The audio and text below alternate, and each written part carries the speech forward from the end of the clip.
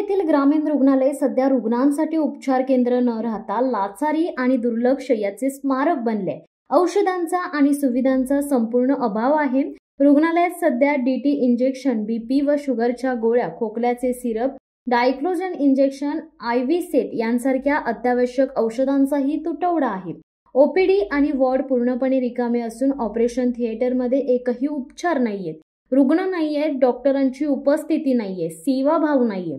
उपलब्ध व्हिडिओमध्ये स्पष्ट दिसते की जिथे उपचार होणे आवश्यक आहे तिथे शांतता आणि लाचारी आहे।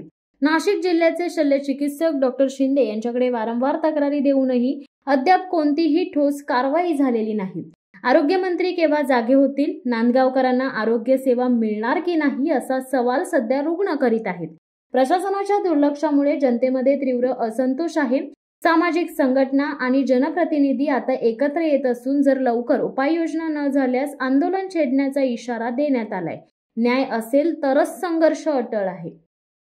शिवसत्ता टाइम्ससाठी अनिल धामणे, नांदगाव।